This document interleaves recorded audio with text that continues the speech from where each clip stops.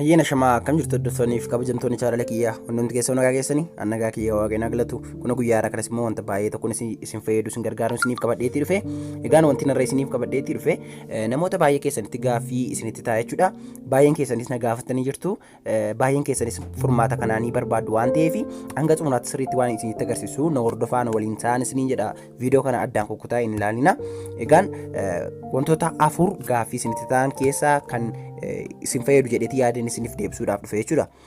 Inni jalqabaan maallaa iimoon keessanii yoo namni haakii godhee yoo namni isin faana fayyadamaati jiraate maal gochuu qabna kan jedhu isinitti kanan agarsiisu ta'a. Kana bukkeetti immoo WhatsApp illee jechuudha. Akkasuma yoo namni WhatsApp keessanii galee fayyadamaa jiraate yoo haakii isin jalaatii ta'ee wanta gochuuti qabdan kanan isinitti agarsiisu ta'a jechuudha. Telegiraamiis akkasuma telegiraamii irratti illee namni bilbila akka fayyadamee chaattii keessan irra galee haakii isin godhee yoo jiraate karaa itti beekuutii dandeessan kanan isinitti agarsiisu ta'a jechuudha.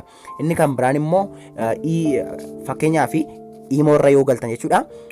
Advertaayizii garaagaraatu jira jechuudha. Mastaaqiyaan baay'ee tokko baay'ata iimoo irratti yoo ilaaltanitu ta'e kunootti laamma akkuma agartan iddoo kanarratti iddoo kanarra advertaayizii baay'ee tokko nama jibbisiisa jechuudha. Iimoo inni fayyadamaatii waltanii mastaaqiyaan nama jeeqa bakka baay'ee kan akkamitti balleessuu dandeenya kan jedhu isinitti nan agarsiisa jechuudha. Kana iimoon gosa lamatu jira kan qarshii bitamuuf kan tolaan bitamu jechuudha. Isa qarshiidhaan bitamu sana isiniifan kaa'aa jechuudha. Isin eessaatii buufattu kunootti chaanaalii koo keessaa viidiyoon innaa isiniif gadhiisamu yeroo kamitti jechuudha. Fakkeenyaaf viidiyoo tokko yoo bantanii haala kanaatiin ergi viidiyoo sana bantanii viidiyoon sun eegale booda jechuudha. Kunootti egaa haala kanaatiin ennaa viidiyoo ilaalaa jirtanii diskiripshinii jala isiniif kaa'ee ennaan isiniif jedhu ijoolleen baay'een hin dhabne barbaanne jettu garuu isinumatti sirriitti hin barbaanne malee dhaabdanii miti jechuudha. Kunoo laa diskiripshinii jechuun iddoo kanarraa barreeffama kanarra cuqaastu jechuudha. Kunoo xiyya kanarra yookiin ishee kanarra jechuudha.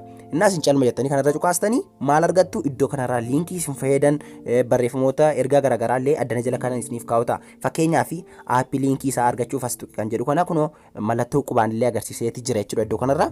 Kana yoo isin tuttanii eessa isin geessa gara weebsaayitii kootii isin fuudhee isin geessa jechuudha. Baay'ee tokko isiniif salphisuuf jecha weebsaayitii mataa kootii kireet godhatan jira jechuudha.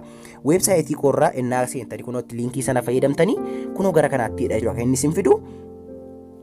Yeroo inni gara kanatti isin fideeti jiru kunootti jechuudha maqaa appilikeeshinichaa iddoo kanarra isiniif kaa'a. Saniin booda kunoo waa'ee appilikeeshinichaa yoo barbaadan addanarraa iddoo kanarra ilaaluutiin dandeessu. Kunootti weebsaayitii istaandardii isaa eeggatedha. Sekuriitiin isaa kan eegameefidha jechuudha weebsaayitii kanarra.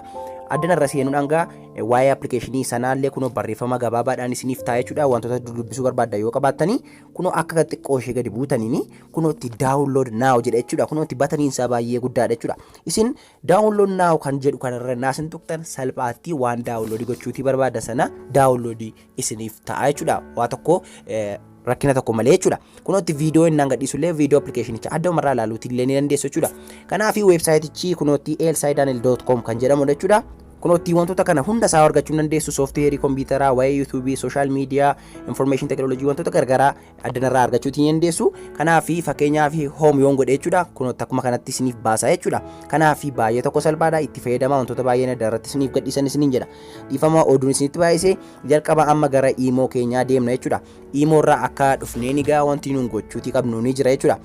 Iimoo keessan irraa akka dhuftaniin namni yoo isin faana fayyadamaa jiraate yoo akkaantii keessan haakii kan godhu ta'ee shakkii yoo qabaattan yoo immoo akka namni isin duukaa fayyadamu hin barbaanne ta'ee yoo guutummaa guututtis haakii ta'eera ta'ee jechuudha.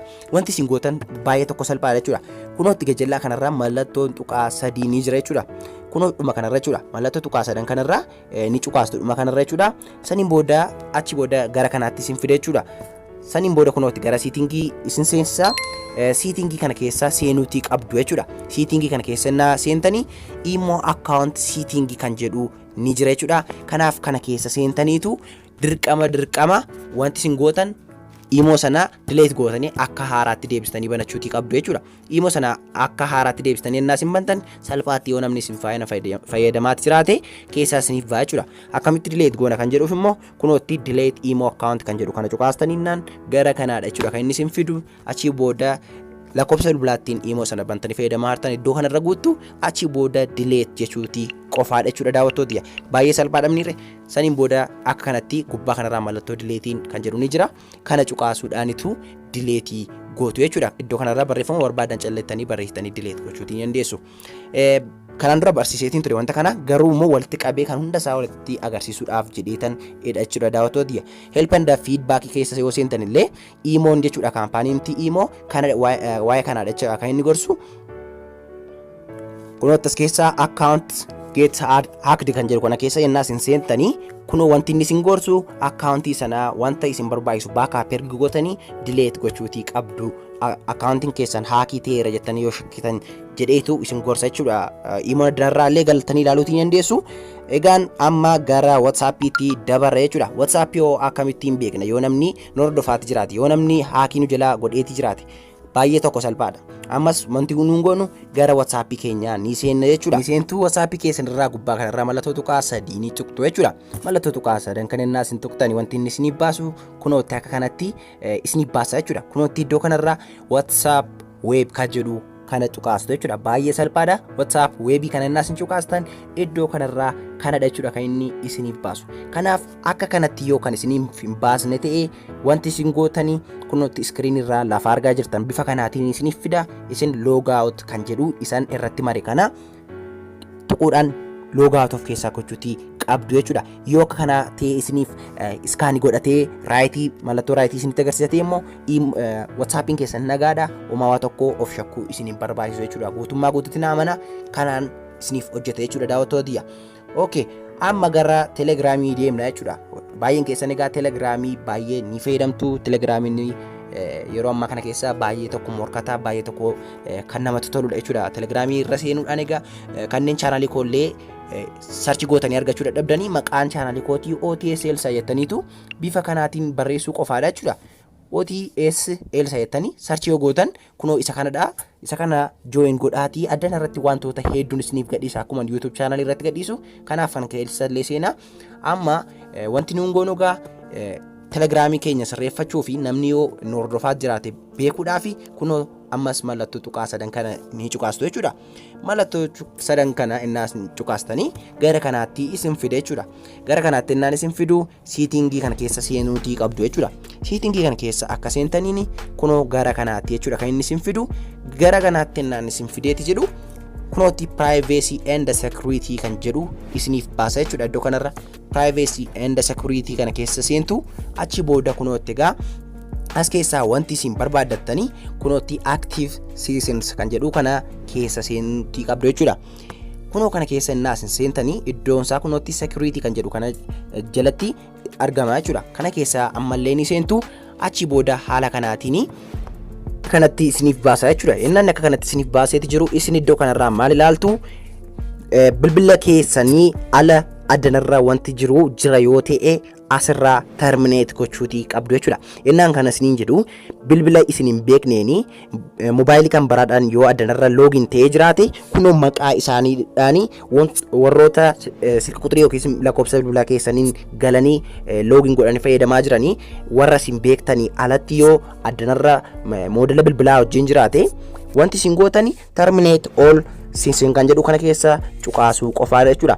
Isin dirqama kana fayyadamuutii qabdu jechuudha. Addanarra gad isiniif tarreessa amma akka kiyya bilbila tokko duwwaatti login ta'eeti jira. Garuu bilbila 3-4 ta'e iddoo kanarra gad naaf tarreessa jechuudha. Achi booda gaa wanti annas keessatti hin beekne yoo jiraate yoo shakkee addarraa terminate gochuutii baasuutii nan danda'a jechuudha. Kana baay'ee tokko salphaadha karaa kanallee. Egaan Telegiraamii keessanitti lookii godhachuutii yoo barbaadani passcode lookii kana fayyadamuutii ni dandeessu. Yoo barbaadanis immoo two step verification kan jedhullee kanallee fayyadamuutii ni dandeessu jechuudha. Waa'ee kanaa WhatsApp irratti illee barsiiseetiin ture kanneen barbaadanii chaanaalii koo keessa seenuudhaan daawwachuutii ni dandeessu. Egaan guyyaa har'aa kanadha kan inni isiniif qabadheetii dhufe jechuudha daawwattootiyya. Egaan chaanaalii koo OTSL kan jedhu kana join gochuutii hin dagatina. Baay'ee tokko wanta isin fayyadan adda irratti isiniif gadhiisa. Wanta YouTube irratti hin gadhiisne adda irratti wantoota baay'ee ni argattu jechuudha daawwattootiyya. Kanaaf galaatii subscribe check godhaa fayyadamaan isiniin jedha. Chaanaalii koo haaraa kan taatan subscribe gochuu hin dagatina. Viidiyoon isiniif gadhiisu immoo like gochaatii na jajjabeessaa isiniin jedha daawwattootiyya. Egaan waan daawwattaniif galatoomaa isiniin jecha yeroo taanuun deebinee wal agarraa. Ammas nagaan naaf turaa isinan jaalladhaa isinan kabajaa. Bye bye.